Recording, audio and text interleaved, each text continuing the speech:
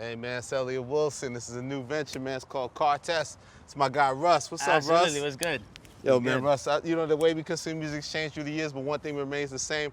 You test new music out in the whip, man. We're getting the Car Test. I gotta hear this new album, man. Listen, hey, this is the '97 Nissan. You know what I'm saying? There was a lot of firsts in this car. This ain't no rented car. This is a real car this is for really, the Car Test? This is really what we do. You know what I'm saying? The first beat I ever made, the first song I ever made, I took it to this car, so it only makes sense to take the debut album. Oh, yeah. Yeah, Car Test. Car Test. Absolutely. It's time, man. Wow. Russ, why was it time, man, to finally let this album go, man? You told me your buzz had to be disgusting, man. Yeah, bro. I mean, I feel like we're there. You know what I'm saying? I feel like there's a lot of different levels of blowing up. Yeah. You know what I'm saying? I feel like, you know, it got to a level where it was like, all right, cool, it's time to go to that Started next getting level. them platinum gold records, what they want. I just got my platinum plaque today. So what they want, that was the first, right? Then now Losing Control too? Yeah, Losing Control is like 100,000 away, and it does like 50 a week. So you'll see me on Instagram soon with the platinum plaque. So do you feel like a hit maker? I mean, yeah, I'm like... Because now you got because you have the one big record, now you got two big records. Facts. I always felt like one, though. I always felt like it was just, you know, the world was going to catch up whenever they caught up.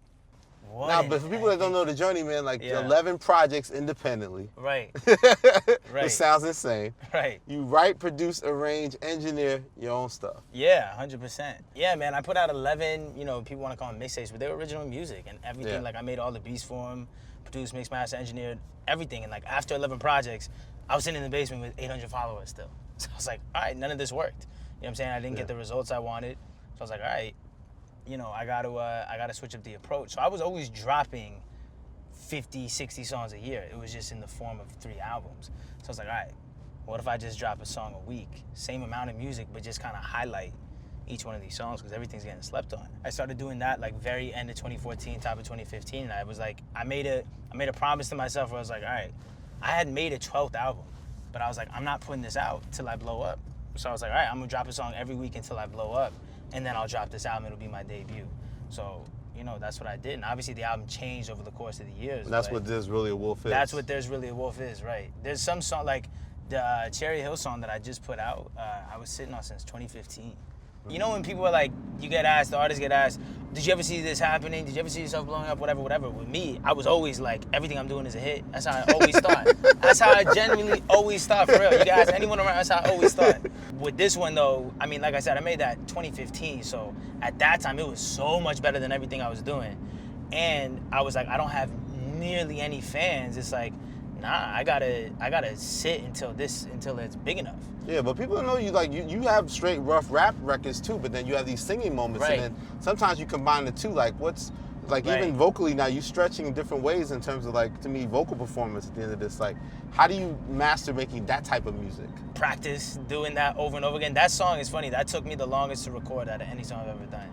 Yeah. Yeah, it was super hard to do. Because of the levels of the vocals. Yeah, just like maintaining that falsetto for the whole verse was like super hard. Because I'm not trained. I don't know what the hell I'm doing. That's the whole like hilarious thing about all this, is that I actually have no idea what I'm doing. So explain the title again for the album for people that don't know again. Yeah, There's Really a Wolf, bro. It's kind of just it stems from the Boy Who Cried Wolf thing, which is like the wolf represents success and me blowing up. So I was always crying wolf. I was always saying, you know, it's gonna happen, and it never did. So then all of a sudden it started happening. It's like, oh fuck, there's really a wolf. So it kind of just like the whole album, you get kind of a taste of the before the wolf appears, just me crying wolf, kind of a taste of it starting to appear, and a little taste of it being here. So it's cool, and then it's just a bunch of good songs in my opinion, bro. Well, we're gonna hear next week because you got so much. Yeah. And 20 songs too, right? 20 You're not songs. playing. Nah, 20 songs. We still doing that with you, no limit? Yeah, absolutely, bro. Get rich or die trying shit. You know what I'm saying? I want to play you the first one because it's just straight bars and it just kind of lets people know what time it is. This is the intro of the album? Yeah, it's the intro. It's called I'm Here. I'm just out here trying to make hard shit. You know what I mean? That shit is hard, man. Yeah, that's one of my favorite, like, because there's no filler bars. You know what I'm saying? Every bar is like, every bar is a fucking tweet. Every bar is every bar is just some shit. Every bar is potent, so. For somebody to always visualize like what their debut is, did you have it in your mind exactly how you wanted your intro to go? I knew it had to be bars. I knew I wanted it to be just like crazy ass raps. Intro and outro, both. It was just crazy raps. Because I knew like I'd be doing so much melody and whatever, it's like, yo, I gotta just let people know like there's 4 minutes of bars at the top and bottom of the album. Just to let you know How is that? Some people say now there's always this divide of like generational divide of like, do the younger artists value that? Do they value this MC aesthetic? Do they value lyrics? Like, yeah, I think there's a good like portion that do, but then I think there's not. But that's because of what we're championing as society, whatever. Like if you champion music that doesn't have any lyricism or any bars, it's gonna create a next generation of artists who don't give a fuck about that shit either. Yeah. You know what I'm saying? So the J. Coles and the Kendricks and the Drakes and the Big Seans and the ones who are really rapping, like the kids growing up on that shit, they're gonna still want to do bars. So when you're doing lyrical, you feel like you're being strong to compete with them, or do you also feel like you have to add on to the history of the culture and like? Yeah, both. You know, I'm trying to I have an old line where I said picking up with the legends left off, like 3 Pac, because it's like, yo, like how are you not trying to? I don't know, how are you not trying to rap? I don't know, like it doesn't make sense to me. How are you not trying to? Isn't this rap?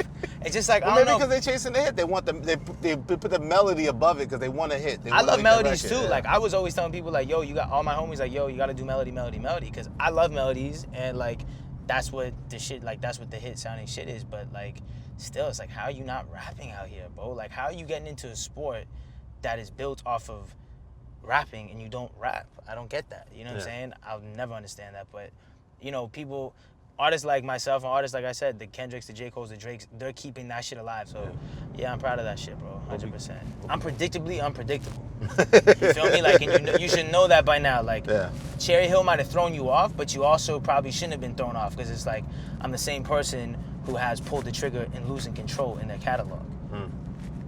So the debut album is almost like an extension of that, a celebration of that, the debut album is literally just an extension of the SoundCloud. It's everything. Like, I made it during the SoundCloud era while I was putting out shit on SoundCloud. So I made it all during the time I was doing that. You know, a couple of songs would be like, yo, should I put this on the SoundCloud? Should I just drop this next week or should I save it for the album? So it was all being made during the SoundCloud process. It was just I was holding them back because I felt like they were the best of the best. So this is like, the album is really the greatest hits compilation of the SoundCloud era. So can we get back to these bars, man? I know that outro is probably crazy, right? That outro. Outro is. How do we end the masterpiece? How do you end the masterpiece? So the outro is a song called MVP, which I did a long time ago. Not like that long ago, but definitely like last year or some shit like that. But man, it kind of just sums up the whole shit. I don't want to give away too much, but it's bars, bro. So we started out with I'm Here and we ended with MVP. What do you think it's gonna feel like to finally let this out in the world, man? Bro, you're like right now we filming this shit like 2 days away, right? Yeah, bro. I feel like, man, I'm gonna feel like I lost 100 pounds, bro, because I've been sitting on this. You don't realize, like, I didn't realize how everything I did, every step, every song, every video before this, it was all to get to this point. It was all to get to the point to drop the debut. So once it comes out, I think it's just gonna be like, fuck, finally. Like almost a relief, I guess. Yeah, right? And a lot of people, you know, you can get caught up in numbers and all this other like extra shit, but bro, I'm just like most excited about people hearing the songs. That's it. You know what I'm saying? I'm just pumped that people are gonna finally hear the album. Like, fuck everything else. I'm about the music, so I'm just excited for people to hear the fucking songs that I think are the best songs I've ever made. So. Well, sounds good to me, man. You passed the car test, man. Absolutely. Lit. Yeah, man. So rap the car test was amazing, man. Right in the Nissan, man. Official tissue. Yes. The Russ, thank you, Nissan, brother. Thank you, Appreciate you, man. Absolutely. The album sounds good, man. I had no worries, but it exceeded even my expectations, man. You know, we had a test in the 97 Nissan Pathfinder. There's really a wolf. You know what I'm saying? We got numerous hits. I appreciate You're gonna get sick of this guy's face, right? Absolutely. Too many hits. You better get fucking used to it. Get used to the voice too. We taking over radio airwaves, all that shit. Car test, yeah. Title.